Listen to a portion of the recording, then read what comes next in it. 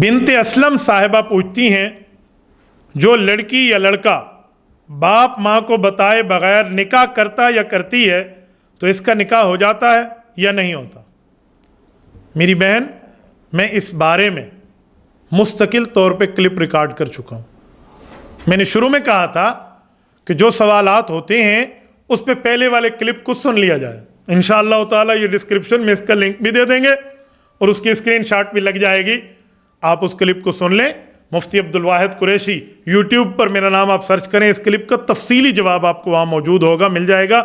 ایک سوال کو میں دوبارہ دہراتا رہوں تو اس کا فائدہ کوئی نہیں ہے۔ عبد الناصر صاحب شہراگ سے پوچھتے ہیں مفتی صاحب کیا والدین کی ہر بات ماننا ضروری ہے؟ عبد الناصر صاحب، ہر بات ماننے کا مطلب یہ ہے کہ خلاف شریعت بات جب تک وہ آپ کو نہ کہیں تب تک ہر بات ماننا ضروری ہے۔ سورۃ لقمان آیت نمبر 15، رب کریم نے ارشاد فرمایا وَإِن جَاهَدَاكَ عَلَىٰ أَن تُشْرِكَ بِي مَا لَيْسَ لَكَ بِهِ عِلْمٌ فَلَا تُطِعْهُمَا وَصَاحِبْهُمَا فِي الدُّنْيَا مَعْرُوفًا۔ اے میرے بندے، تجھے ماں باپ خلاف شریعت یعنی شرک وغیرہ کی بات کہہ دیں، شریعت کے خلاف بات کہہ دیں، یہ نہ ماننا، باقی ماں باپ کی بات ماننا، کیونکہ شریعت جہاں پر تمہیں گنجائش دے رہی ہے مانو، اور اگر ماں باپ شرک بھی کہہ دیں تو خلاف شریعت بات کا انکار کر دینا، لیکن دنیا میں ان کے ساتھ اچھائی پھر بھی کرنا، یعنی ماں باپ کافر کیوں نہ ہو تو وَصَاحِبْهُمَا فِي الدُّنْيَا مَعْرُوفًا، تم نے ان کی عزت احترام مقام میں کمی نہیں آنے دینی۔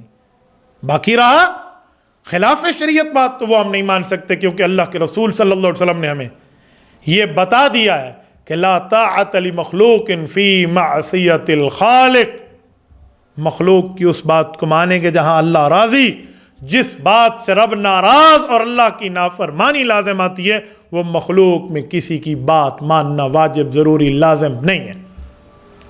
باقی جو بات آپ کر رہے ہیں کہ ماں باپ کی ہر بات ماننا ضروری ہے، اگر آپ وہ بات بھی لکھ دیتے، وہ وجہ بھی لکھ دیتے، ساتھ تشریح بھی کر دیتے کہ آپ کی کون سی بات مراد ہے، تو میں آپ کے اس مسئلے کو سمجھ بھی جاتا اور آپ کو سمجھا بھی دیتا، تاکہ آپ کے لیے بھی اور میرے لیے بھی آسانی ہو۔ تو آپ نے وجہ نہیں لکھی، اس وجہ سے میں آپ کے سامنے اس کو کیا بات آپ کے سامنے کہتا پھروں۔ ثناء اللہ صاحب عمر کوٹ سندھ سے پوچھتے ہیں مفتی صاحب فضائل اعمال میں حدیث ہے کہ جس شخص کی ایک نماز بھی فوت ہو جائے، بعد میں پڑھ بھی لے، پھر بھی ایک حکم جہنم میں جلے گا، یہ حدیث پاک کہاں ہے اور اس کا صحیح مطلب کیا ہے اور ایک حکم کسے کہتے ہیں؟ ذرا اس کی پوری تشریح کر دیں، اللہ پاک آپ کو خوش و خرم رکھے۔ بھائی ثناء اللہ، آپ نے اچھا سوال کیا ہے۔ شیخ الحدیث حضرت مولانا محمد زکریا کاندلوی رحمہ اللہ، انہوں نے اس حدیث پاک کو فضائل اعمال کے اندر، فضائل نماز کے اندر، باب نمبر اول کے اندر حدیث نمبر 8 کے تحت ذکر فرمایا ہے۔ میں چاہوں گا کہ میں فضائل اعمال ہی سے حضرت شیخ کی بات اور پوری حدیث کو آپ کے سامنے رکھوں تاکہ آپ بات کو سمجھ پائیں کہ بات ہے کیا۔ یہ فضائل اعمال ہے، شیخ الحدیث حضرت مولانا محمد زکریا کاندلوی رحمہ اللہ کی کتاب ہے، اردو زبان میں حدیث پاک کی آسان ترین کتاب ہے۔ جس طرح یہ ہر مسجد میں موجود ہے، ہر گھر میں موجود ہونی چاہیے، میرے بھائی بھی پڑھیں، میری ماں بہن بھی اس کو پڑھیں، تو انشاءاللہ تعالی دنیا بھی بہتر ہوگی اور آخرت کے بارے میں بھی انشاءاللہ تعالی آپ کو فکر پیدا ہو جائے گی۔ یہ فضائل نماز ہے اور یہ باب نمبر 1 کا حدیث نمبر 8 آپ کی خدمت میں موجود ہے۔ فضائل نماز، اس کے اندر حضرت شیخ زکریا رحمہ اللہ نے رسالت مآب علیہ الصلوۃ والسلام کا فرمانی مفہوم ذکر فرمایا ہے۔ فرماتے ہیں رویہ انہ علیہ الصلوۃ والسلام قال من ترک الصلاۃ حتی مضى وقتها ثم قضى عذب فی النار حقبا والحقب 80 سنة والسنة 360 یوما کل یوم کان مقدارہ 1000 سنة۔ حضرت شیخ زکریا رحمہ اللہ نے نیچے اس کا مستقل حوالہ ذکر فرمایا ہے، عربی زبان میں اہل علم اس کو سمجھ بھی سکتے ہیں، اور اس پر پوری تفصیل دی ہے، اور اس پر امام بیہقی سے، امام حاکم سے پوری تفصیل بھی لائی ہے، اور یہ ساری چیزیں آپ کی خدمت میں انہوں نے اس کو ذکر فرمائی ہیں۔ حضور اقدس صلی اللہ علیہ وآلہ وسلم سے نقل کیا گیا ہے کہ جو شخص نماز کو قضا کر دے، بعد میں پڑھ بھی لے، پھر بھی اپنے وقت پر نہ پڑھنے کی وجہ سے ایک حکم جہنم میں جلے گا، اور حکم کی مقدار 80 برس کی ہوتی ہے، ایک برس 360 دن کا، اور قیامت کا ایک دن 1000 برس کے برابر ہوگا۔ اس حساب سے حکم کی مقدار 2,88,00,000 سال ہوئی۔ اعاذنا اللہ منہ۔ حضرت شیخ زکریا رحمۃ اللہ علیہ نے حدیث پاک باحوالہ نقل کر کے پھر اس کی تشریح بھی علماء کرام سے نقل کر دی ہے۔ یہ آپ کی خدمت میں ایک جملہ کہتا ہوں، یہ حدیث پاک اس شخص کے لیے ہے جو جان بوجھ کر نماز کو چھوڑ دیتا ہے۔ ایک ہے عذر کی بنیاد پہ نماز کو چھوڑ دینا، مثلا صحیح بخاری شریف میں حدیث ہے کہ رسالت امام علیہ الصلوۃ والسلام نے جنگ خندق کے موقع پر 1، 2 یا 4 یا 3 مختلف روایات ہیں، 4 روایات تک، 4 نمازوں تک کی روایت موجود ہے کہ جنگ خندق میں نماز قضا ہو گئی، تو رسالت امام علیہ الصلوۃ والسلام نے ان کے خلاف دعا کرتے ہوئے فرمایا ملاہم اللہ بیوتہم وقبورہم نارا حبسونا عن صلاۃ الوسطی۔ عصر کی نماز بھی قضا ہو گئی تو فرمایا اللہ تعالیٰ ان کے ساتھ ایسا ایسا معاملہ فرما دے، وعید فرماتے ارشاد فرمائے انہوں نے ہمیں نماز سے روک دیا، بعد میں آپ علیہ السلام نے اس نماز کو قضا کیا، تو یہ تو عذر کی بنیاد پہ چھوٹی تھی۔ اسی طرح نیند میں ایک مرتبہ جس نماز کے قضا کو لیلۃ التعریس کہتے ہیں، یہ پوری سیاستہ میں موجود ہے کہ رسالت میں آپ علیہ السلام نے حضرت بلال رضی اللہ عنہ کی ذمہ داری لگائی کہ آپ نے صبح نماز میں اٹھانا ہے، اور وہ نہ اٹھا پائے تو اس ٹائم نماز رہ گئی، تو بعد میں مستقل طور پہ اس کی قضا کرائی گئی، حضور پاک نے بھی کی اور صحابہ نے بھی کی۔ تو یہ امت کو تعلیم دی گئی کہ جب نماز قضا ہو جائے، اگر نیند میں بھی ہو جائے تو اٹھنے کے بعد اس کی قضا کا طریقہ باجماعت کیسے ہو سکتا ہے۔ تو یہ تو تعلیم شریعت میں ہے، وہ اس میں شامل نہیں ہے۔ وہ شامل ہے جو جان بوجھ کے نماز کو چھوڑ دے۔ تو جان بوجھ کے نماز کے چھوڑنے والے کا مطلب یہ ہے۔ اگر آپ حضرت شیخ زکریا رحمۃ اللہ علیہ کے فائدے کو بھی ساتھ پڑھ لیں تو وہ فائدے سے خالی نہیں ہے۔ میں آپ کی خدمت میں پڑھ دیتا ہوں تاکہ آپ اور ہم اس حدیث پاک سے کچھ اخذ کر سکیں۔ حکم کے معنی لغت میں بہت زیادہ زمانہ کے ہیں، اکثر حدیثوں میں اس کی مقدار یہی آئی ہے جو اوپر گزری، یعنی 80 سال۔ در منصور میں حضرت امام جلال الدین سیوطی رحمۃ اللہ کی تفسیر قرآن کی کتاب ہے، فرماتے ہیں متعدد روایات سے یہی منقول ہے۔ حضرت علی المرتضیٰ رضی اللہ تعالیٰ عنہ نے ہلال ہجری، حضرت علی المرتضیٰ نے ہلال ہجری سے دریافت فرمایا، حضرت ہلال ہجری کی جو بات نقل کر رہے ہیں نا یہ اسی کو فرمایا حضرت علی المرتضیٰ نے کہ حکم کی کیا مقدار ہے؟ انہوں نے کہا حکم 80 برس کا ہوتا ہے، اور ہر برس 12 مہینے کا، اور ہر مہینہ 30 دن کا، اور ہر دن 1000 برس کا، یعنی قیامت کے۔ قیامت میں 2 دنوں کی مقدار قرآن کریم نے بیان کی ہے، ایک الف سنت، ایک 50,000 سنت، 50,000 سال کا ایک دن ہوگا، وہ قیامت کا پہلا دن ہوگا، اور باقی دن جو ہوں گے وہ 1,000 سال کے برابر ہوں گے۔ حضرت عبداللہ ابن مسعود رضی اللہ تعالیٰ عنہ سے صحیح روایت ہے، 80 برس منقول ہے۔ حضرت ابو ہریرہ رضی اللہ تعالیٰ نے حضور پاک صلی اللہ علیہ وسلم سے یہی نقل کیا ہے، ایک حکم کی مقدار 80 سال، 1 سال 360 دن کا، ایک دن تمہارے دن ہو، یعنی دنیا کے موافق 1000 سال قیامت کا دن۔ یہی مضمون حضرت عبداللہ ابن عمر رضی اللہ عنہما نے بھی نقل حضور پاک علیہ السلام سے کیا۔ اس کے بعد حضرت ابن عمر فرماتے ہیں میں اس پر بھروسہ نہیں رکھنا چاہتا کہ ایمان کی بدولت جہنم سے آخر نکل جائیں گے، اس پر بھروسہ نہیں ہے، یعنی ایمان کی بنیاد پہ آخر میں نکل جائیں گے۔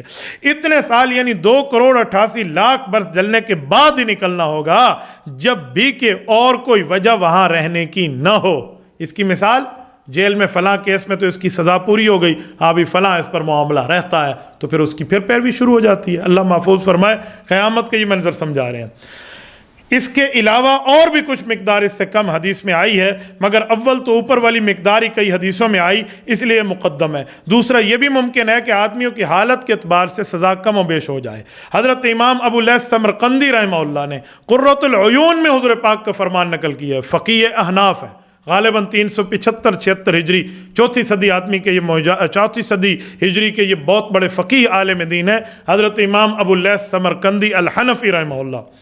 وہ فرماتے ہیں حضور پاک علیہ الصلوۃ والسلام نے فرمایا جو شخص ایک فرض نماز جان بوجھ کر چھوڑ دے اس کا نام جہنم کے دروازے پہ لکھ دیا جاتا ہے، اس میں اس کو جانا ضروری ہے۔ حضرت ابن عباس رضی اللہ عنہما سے نقل کیا گیا ایک مرتبہ حضور پاک علیہ السلام نے ارشاد فرمایا کہ یہ کہو اے اللہ ہم میں کسی کو شقی محروم نہ کر، پھر فرمایا جانتے ہو شقی محروم کون ہے؟ صحابہ کرام رضی اللہ عنہم اجمعین کے سوال پر ارشاد فرمایا شقی محروم نماز کا چھوڑنے والا ہے، اس کا کوئی حصہ اسلام میں نہیں۔ ایک حدیث میں ہے کہ دیدہ دانستہ یعنی جان بوجھ کے بلا عذر نماز چھوڑنے والے کی طرف اللہ تعالیٰ قیامت میں التفات یعنی توجہ نہیں فرمائیں گے، عذاب علیم دکھ دینے والے عذاب میں اس کو رکھیں گے۔ ایک حدیث پاک سے نقل کیا گیا کہ 10 آدمیوں کے خاص طور پر عذاب ہوگا، ان میں نماز کا چھوڑنے والا بھی ہے، اس کے ہاتھ بندھے ہوں گے، فرشتے منہ اور اس کی پشت یعنی اس کی کمر پہ ضربیں لگا رہے ہوں گے۔ جنت کہے گی میرا تم سے کوئی تعلق نہیں، نہ تو میرے لیے نہ میں تیرے لیے۔ دوزخ کہے گی آجا میرے پاس آجا، تو میرے لیے میں تیرے لیے۔ یہ بھی حدیث پاک یہ بھی نقل کیا گیا، یہ بھی حدیث پاک کا حصہ ہے کہ جہنم میں ایک وادی ہے، جنگل ہے جس کا نام لملم ہے، اس میں سانپ ہیں جو اونٹ کی گردن کے برابر موٹے ہیں اور اس کی لمبائی 1 مہینہ کی مسافت کے برابر ہے، اس میں نماز چھوڑنے والوں کو عذاب دیا جائے گا۔ نعوذ باللہ من ذالک، اللہ ہمیں محفوظ رکھے، اللہ پناہ عطا فرمائے۔ ایک دوسری حدیث میں ہے کہ ایک میدان ہے جس کا نام جب الحزن ہے، وہ بچھوؤں کا گھر ہے، ہر بچھو خچر کے برابر موٹا، اور وہ بھی نماز چھوڑنے والوں کو ڈسنے کے لیے ہیں۔ ہاں مولا کریم معاف کر دے تو کون پوچھنے والا ہے، مگر کوئی معافی چاہے بھی تو۔ امام ابن حجر اسقلانی رحمہ اللہ المتوفی 852 ہجری نے اپنی کتاب الزواجر میں لکھا ہے کہ ایک عورت کا انتقال ہو گیا، اس کا بھائی دفن میں شریک تھا، اتفاق سے دفن کرتے ہوئے ایک تھیلی قبر میں گر گئی، اس وقت خیال نہیں آیا، بعد میں یاد آیا تو بہت رنج ہوا کیونکہ قبر اس تھیلی میں کوئی چیز ایسی خاص موجود تھی۔ چپکے سے قبر کو رات کو قریب کو کھول کے رات کو تو نہیں، چپکے سے قبر کھول کے نکالنے کا ارادہ کیا، چپکے سے مراد غالباً رات ہی ہوگا۔ تو قبر کو کھولا تو وہ آگ کے شعلوں سے بھری ہوئی تھی، اور روتا ہوا والدہ کے پاس ماں کے پاس آیا اور حال بیان کیا، پوچھا کیا بات ہے؟ ماں نے بتایا وہ نماز میں سستی کرتی تھی اور قضا بھی کر دیتی تھی، اعاذنا اللہ منہا۔ اللہ پاک ہم محفوظ رکھے۔ اگر آپ اس حدیث پاک کی شرح کو دیکھ لیں تو انشاءاللہ تعالی حکم کی پوری مقدار آپ کو سمجھ آ جائے گی۔ محمد آصف قاضی انڈیا سے پوچھتے ہیں، کہتے ہیں استاد جی یہ بتا دیں حضرت ابوبکر صدیق رضی اللہ تعالیٰ عنہ کی وفات اسلامی مہینہ کے اعتبار سے کس مہینے میں اور کس دن میں ہوئی تھی؟ محمد آصف صاحب، حضرت ابوبکر صدیق رضی اللہ تعالیٰ عنہ کا دنیا سے انتقال جمادی الثانی سن 13 ہجری اور اس مہینے کی 22 تاریخ کو ہوئی ہے، 22 جمادی الثانی سن 13 ہجری کو ہوئی ہے، اور یہ اسلامی ترتیب کے اعتبار سے 5واں محرم صفر ربیع الاول ربیع الاخر جمادی الاول جمادی الثانی 6واں مہینہ بنتا ہے۔ 5 ماہ مکمل ہو کے 6واں مہینہ اسلام کو شروع ہو اور سن 13 ہجری ہے، اور 22 جمادی الثانی کو سیدنا ابوبکر صدیق افضل البشر بعد الانبیاء جانشین پیغمبر رضی اللہ تعالیٰ عنہ دنیا سے رخصت ہوئے ہیں۔ انیس شاکر صاحب پوچھتے ہیں مفتی صاحب کیا کھڑے ہو کر کنگھی کرنا یہ سنت رسول کے خلاف ہے؟ بھائی محمد انیس صاحب، کھڑے ہو کر کنگھی کرنے میں کوئی حرج نہیں ہے، میں نے کوئی صحیح حدیث پاک ایسی نہیں پڑھی جہاں پر کھڑے ہو کر کنگھی کرنا منع کیا گیا ہو۔ آپ کھڑے ہو کر کنگھی کر سکتے ہیں، کوئی نہیں مسئلہ، اس پر کوئی منع نہیں ہے۔ محمد تعظیم قریشی فرام پشاور، السلام علیکم، میرا آپ سے سوال ہے، میرے آپ سے 2 سوال ہیں، کرکٹ اور فٹ بال، ان دونوں کے بارے میں بتا دیں کہ کیا یہ کھیلنا جائز ہے یا نہیں ہے؟ قریش صاحب، کرکٹ اور فٹ بال کے بارے میں کوئی کھیلنے کو حرام نہیں کہتا، لیکن اس پہ اسلامی شرائط کی موجودگی کی بات ہوتی ہے کہ جو کوئی کھیل ہے اس کو کس شرط کے مطابق کھیلا جائے، اس میں اسلام کی کون کون سی شرائط کا لحاظ رکھا جائے۔ تو اس میں بہت آسان سی شرائط ہیں، میں چاہوں گا آپ کی خدمت میں فتاوی جات سے پڑھ کے یہ بات عرض کر دوں، کیونکہ میں نے اس میں مختلف فتاوی جات کو دیکھا بھی ہے، فتاوی جات دیے بھی ہیں، بتائے بھی ہیں، لیکن جو لفظ حضرت شہید ختم نبوت مولانا یوسف لدھیانوی رحمہ اللہ کے موجود ہیں نا، ان لفظوں میں ایک عجیب چاشنی ہے، وہ جواب بھی دیتے ہیں، اصلاح بھی کرتے ہیں اس میں، اور غلطیوں پر تنبیہ بھی کرتے ہیں۔ میں چاہوں گا میں آپ کی خدمت میں اسی حوالے کو پیش کیے دوں۔ یہ کتاب ہے آپ کے مسائل اور ان کا حل، یہ جلد نمبر 8 ہے، آپ کے مسائل اور ان کا حل، شہید ختم نبوت حضرت مولانا یوسف لدھیانوی رحمہ اللہ، جامعۃ علوم الاسلامیہ علامہ بن نوری ٹاؤن کراچی، یہ وہ تحریر فرما رہے ہیں۔ ان کا سوال و جواب کا ایک سلسلہ ہوتا تھا، آپ کے مسائل ان کا حل۔ جنگ اخبار میں لوگ سوال لکھتے، حضرت ان کو جوابات دیا کرتے تھے۔ یہ سلسلہ بعد میں جو چھپ گیا وہ عام طور پہ عام سی جلدیں بنی، لیکن رب کریم رحمت نازل فرمائے، حضرت مولانا سعید احمد جلال پوری رحمہ اللہ، شہید رحمہ اللہ کی قبر مبارک پہ، جو حضرت کے خلیفہ مجاز بھی ہیں، حضرت کے بہت قریبی رفیق بھی ہیں، انہوں نے اس کتاب کو 4 چاند لگا دی اپنی پوری ٹیم کے ساتھ مل کے۔ اس کو تخریج شدہ ایڈیشن بنایا کہ جو فتویٰ ہوتا اس کے نیچے یہ نمبر دے کر حوالہ جات کی ترتیب پر یہ پورے کا پورا آپ کی خدمت میں ایک انسائکلوپیڈیا 8 جلدوں میں موجودہ دور میں اردو زبان کی گویا فتاوی عالمگیری بنا کے آپ کی خدمت میں انہیں رکھ دیا ہے۔ حضرت سے بھی یہ سوال ہوا تھا کہ ہم نوجوان کرکٹ کھیلتے ہیں اور کرکٹ میں اتنے محو ہو گئے ہیں کہ اور کوئی خیال ہی نہیں ہے، تو اس بارے میں حضرت نے کھیل کی شرائط پر 3 شرطوں پہ تفصیلی بات کی تھی، آپ اس کو سن لیں۔ آپ کے مسائل ان کا حل جلد نمبر 8 صفحہ نمبر 407 ہے۔ ارشاد فرماتے ہیں کھیل کے جواز کے لیے 3 شرطیں ہیں، یعنی کھیل کے جائز ہونے کے لیے 3 شرطیں ہیں۔ ایک یہ ہے کہ کھیل سے محض ورزش یا تفریح خود اس کی مستقل طور پہ نہ بنایا جائے، یعنی ورزش مراد ہو، میرا جسمانی طور پہ ورزش ہو جائے گی، مجھے تفریح ملے گی، میرا دل و دماغ کچھ تگڑا ہو جائے گا۔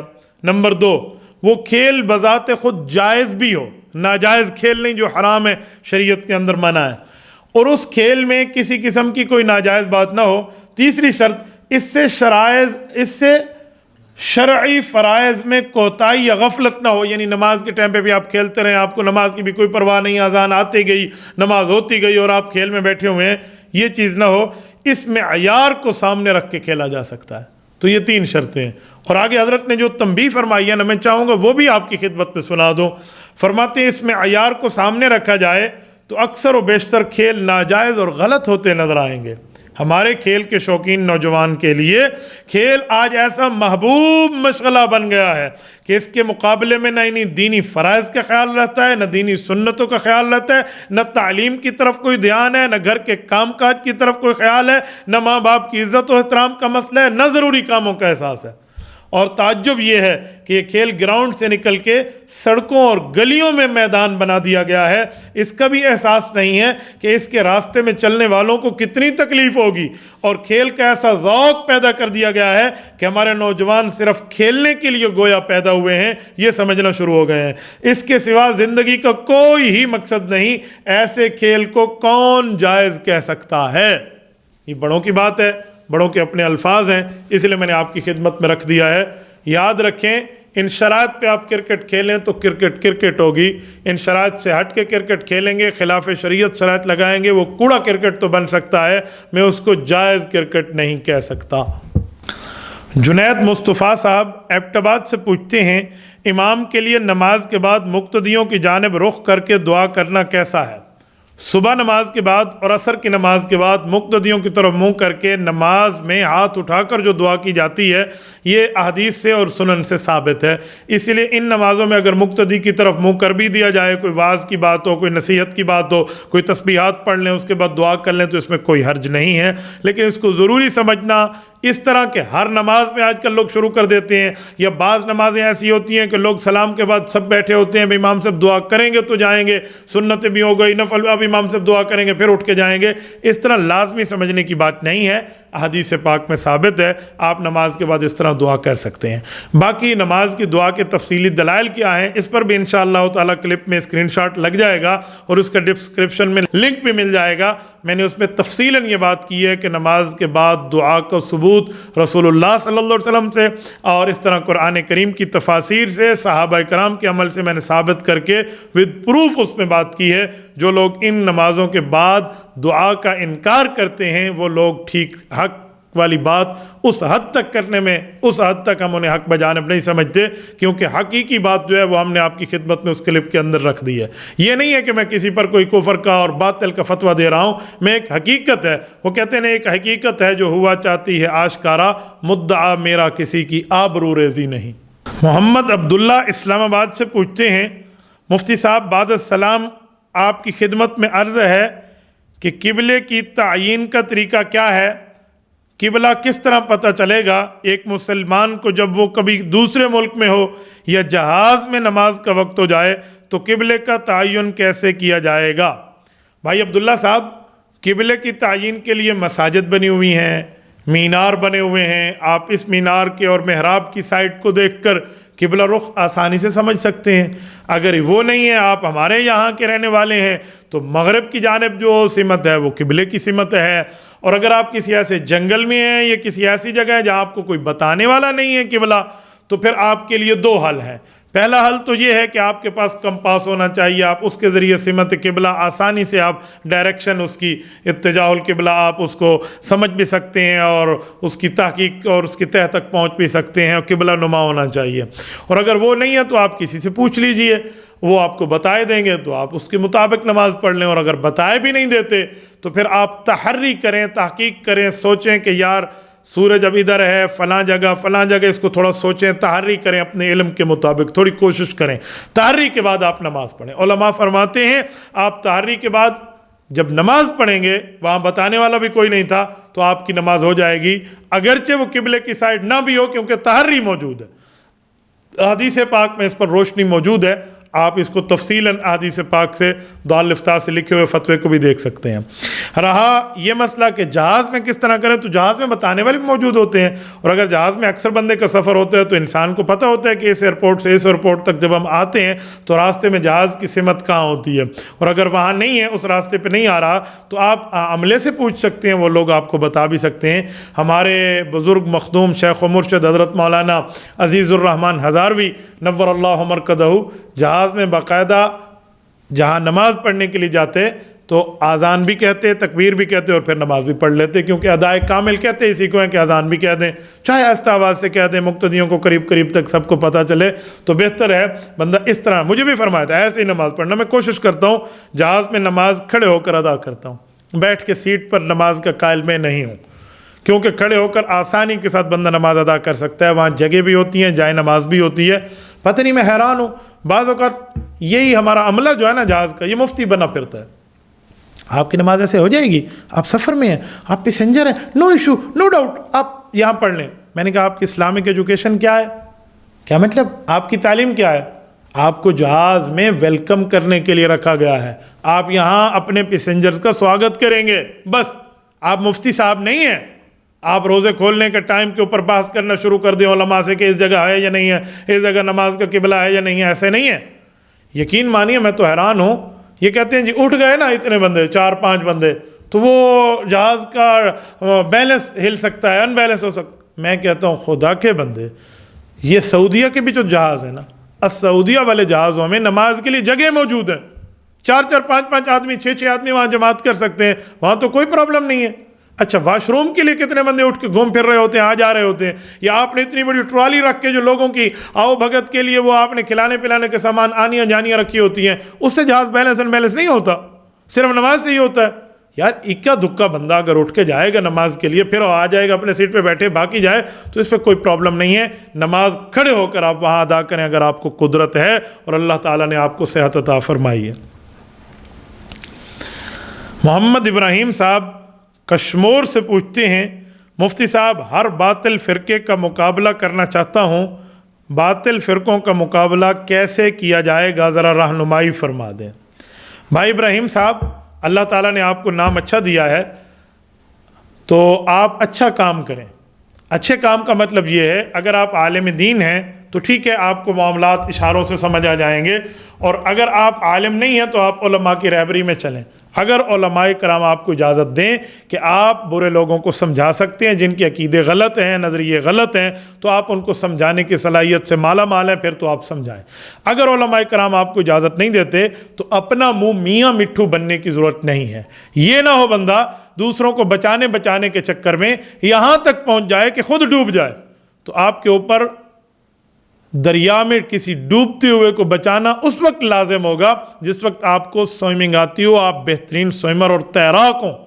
یہ نہ ہو آپ دوسرے کو بچانے کے چکر میں اپنا من کھو بیٹھیں، باقی آپ توحید و سنت کے معاملے میں، تقلید و اتباع کے معاملے میں، ناموس صحابہ کے معاملے میں، عظمت اہل بیت کے معاملے میں، توحید و رسالت کے ساتھ ختم نبوت کے معاملات میں، اس طرح باقی مسائل نماز، مسنون نماز کے معاملات میں خود سمجھیے، علماء کے پاس آئیے، کورسز کیجئے، ختم نبوت کورس کیجئے، عظمت ناموس صحابہ کورس کیجئے، عظمت اہل بیت کورس کیجئے، عظمت فقہا کورس کیجئے، تقلید و اتباع کورس کیجئے، توحید و سنت کورس کیجئے۔ یہ سارے کورسز میں آپ آئیے، انشاءاللہ تعالی آپ کی تیاری بھی کرائی جائے گی اور آپ کو سمجھانے کا انداز بتایا جائے گا۔ صرف یہ اس لائیو سیشن میں سوال پوچھ کے میں آپ کو کس حد تک پڑھا سکتا ہوں، بتا سکتا ہوں، میں تو یہاں آپ کو صرف اشارے دے سکتا ہوں، آپ اس ترتیب پہ عمل کر سکتے ہیں۔ نور الاسلام صاحب کراچی سے پوچھتے ہیں، مفتی صاحب میرا سوال یہ ہے کہ فرانس کی ٹیم نے مراکش کی ٹیم کو ابھی فیفا ورلڈ کپ میں شکست دی ہے اور فرانس گستاخ نبی ملک ہے، تو کیا مراکش کی ٹیم کو حضور پاک صلی اللہ علیہ وسلم کی شفاعت نصیب ہوگی اور ان کے دشمن کو اللہ پاک نے نیست و نابود کر دیا؟ میرے بھائی، کھیل کی بات کو کھیل کی حد تک رکھیں، اس کو اس معاملے میں نہ لے کر آئیں۔ کہیں اس معاملے میں کہیں آگے سے آگے کوئی جو ہے نا معاملات، کہیں سے بڑھ کے لوگ کہاں کے کہاں معاملہ پہنچا دیتے ہیں۔ تو کھیل کھیل ہوتی ہے۔ کیا ٹیمیں اس لیے کھیلتی ہیں کہ اس ملک کا نظریہ یہ ہے؟ ایسی کوئی بات نہیں ہے۔ کھیل کے میدان ہوتے ہیں تو کھیل کے میدان کے اپنے اصول ہیں۔ آپ اس کو شریعت کی روشنی میں کہتے ہیں بھائی اس نے کھیل میں اتنے گول کر لیے تو حضور پاک علیہ السلام کی شفاعت نصیب ہو گئی۔ نیت کے معاملے اللہ جانتا ہے، باقی معاملات اللہ تعالیٰ جانتا ہے۔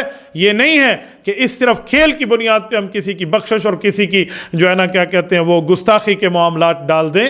سمجھا کریں، ایک قلعہ ہے، ایک بندے نے گاڑ دیا ہے زمین میں، کوئی بندہ آئے گا جانور کو یہاں باندھے گا، اس نے کہا مجھے اجر ملا۔ ایک دوسرا بندہ آیا، اس نے قلعہ نکال لیا، اکھیڑ لیا وہاں سے۔ انہوں نے کہا کیوں؟ کوئی راستے میں جائے گا، اس کو ٹھڈا لگے گا، تکلیف لگے گی، چوٹ آئے گی، تو لہٰذا اس کو اپنی نیت کا معاملہ ہے۔ نیت کے معاملات اللہ تعالیٰ جانتا ہے، آپ اس کو کفر اسلام کا معیار قرار نہیں دے سکتے۔ یہی نور الاسلام صاحب کراچی سے پوچھتے ہیں، کہتے ہیں مفتی صاحب میرا دوسرا سوال یہ ہے کہ مولانا مفتی محمد تقی عثمانی دامت برکاتہم نے جنازے میں جو سورۃ الفاتحہ پڑھ دی ہے، اس بارے میں کچھ بتا دیں۔ اس بارے میں علماء کرام کی پورے حوالہ جات اور باتیں موجود ہیں کہ نماز جنازہ میں سورۃ الفاتحہ پڑھنے کی کہاں گنجائش اور کیا ترتیب۔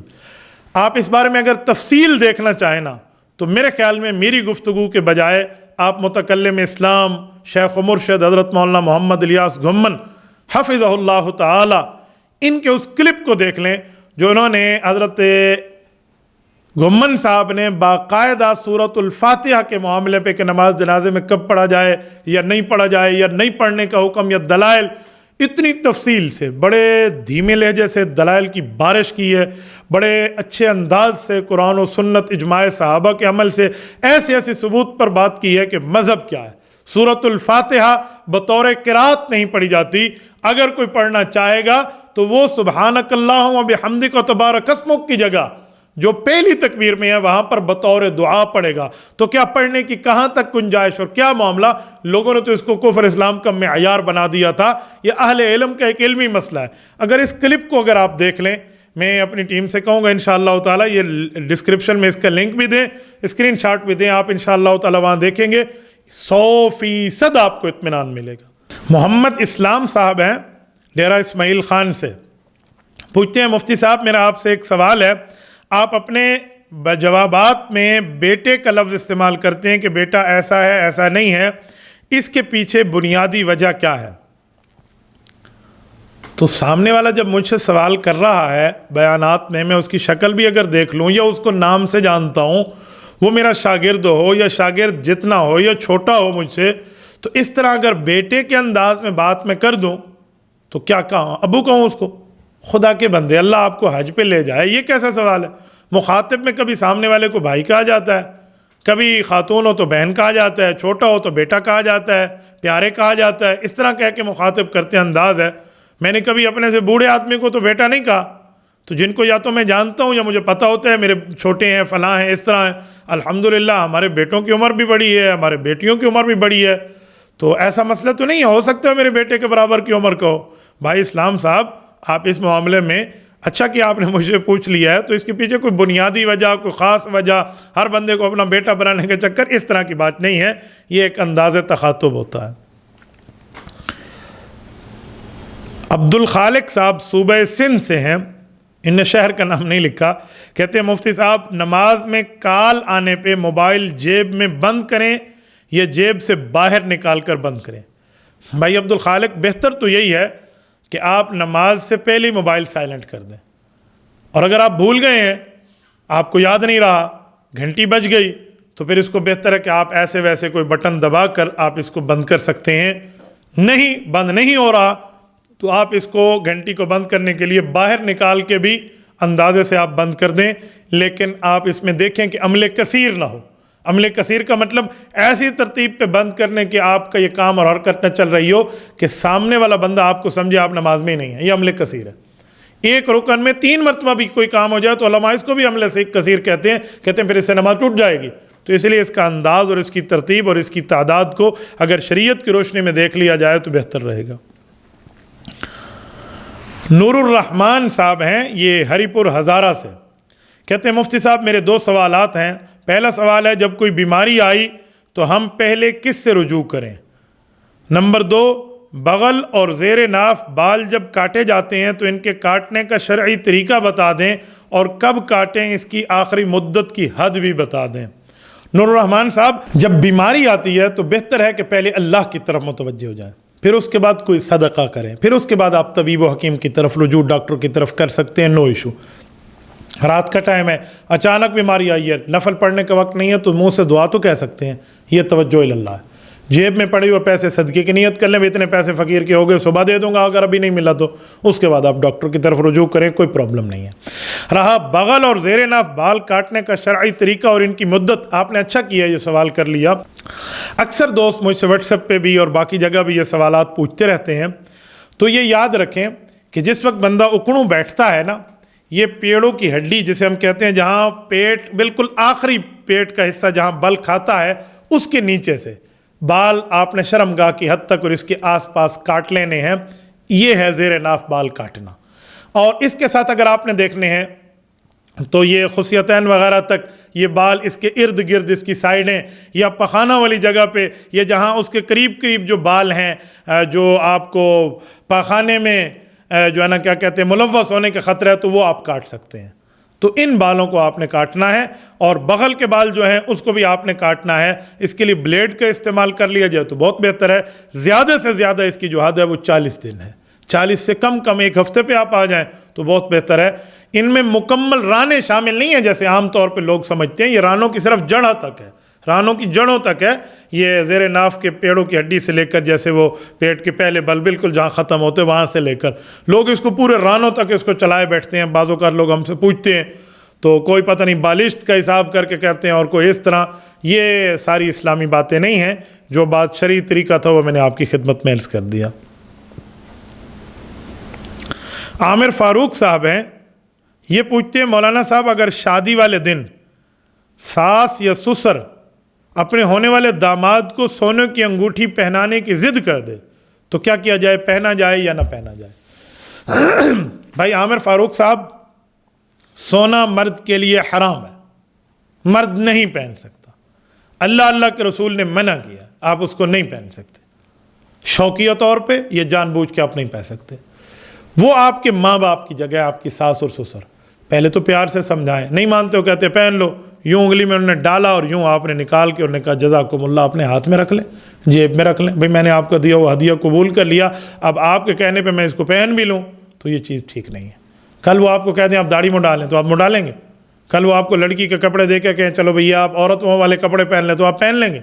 تو بھائی جہاں شریعت کی مخالفت آئے، دین کی مخالفت آئے، اللہ کے رسول کی مخالفت آئے، تو وہاں یہ قانون ہے کہ لا طاعۃ لمخلوق فی معصیۃ الخالق، اللہ رسول کی نافرمانی میں مخلوق کی بات کی اطاعت کی گنجائش نہیں ہے۔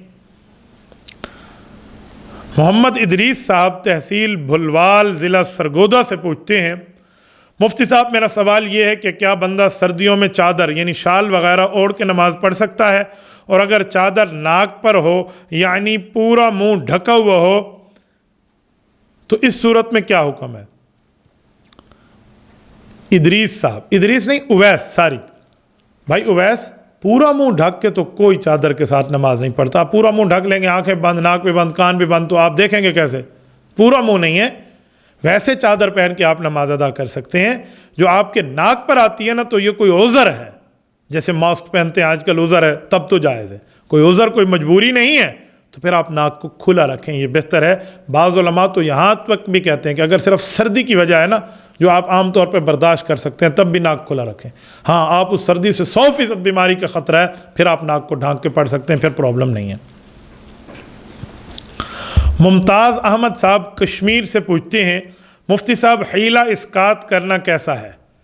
ہمارے ہاں لوگ جنازہ کے بعد قرآن پاک کا حیلہ کرتے ہیں، نہ کرنے والوں کو برا کہتے ہیں۔ شریعت نے جو حیلہ اسقاط کی قسم بتائی ہے وہ نہیں ہے جو مروجہ دور میں آج رائج ہے۔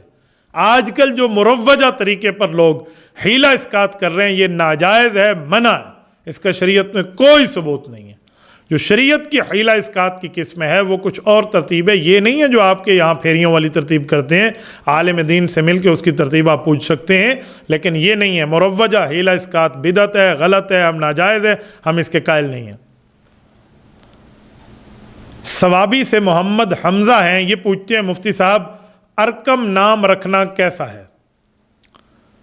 بھائی حمزہ، ارکم نام رکھنا جائز ہے، ایک صحابی ہیں اور بدری صحابی ہیں، یہ ان کا نام ہے، تو اس نام کو رکھنے میں کوئی حرج نہیں ہے۔ یہ ہیں کوئی دفاع حق کے نام سے غالباً آئی ڈی ہے۔ مفتی صاحب کیا جمعہ کے دن نایا کپڑا پہننے تو اس کا حساب اللہ تعالیٰ نہیں لے گا؟ بھائی دفاع حق صاحب، اللہ آپ کو خوش و خرم رکھے، جمعہ کے دن نایا کپڑا پہننا تو ثابت ہے، حدیث پاک میں بندے کے پاس میسر ہو تو پہن لیں، لیکن اس نئے کپڑے کا اللہ حساب نہیں لیں گے۔ میں نے شریعت اسلامیہ میں ایسی کوئی روایت کہیں نہیں پڑھی، جب میں نے پڑھی نہیں ہے تو میں اس کو کیسے ویریفائڈ کر سکتا ہوں؟ اسی لیے نیا کپڑا پہنے، حضور پاک علیہ الصلوۃ والسلام نیا کپڑا ہوتا تو پہن لیتے، نیا کپڑا پہنے، اللہ کو شکر ادا کریں، دعا پڑھیں، الحمدللہ الذی کسانی والی دعا پڑھ لیں جو نیا کپڑا پہننے کے لیے ہے، اللہ کو شکر ادا کریں۔ لیکن یہ ہے کہ اس کا حساب نہیں ہوگا، تو یہ بات محل نظر ہے، ایسا ثبوت کہیں بھی نہیں ہے۔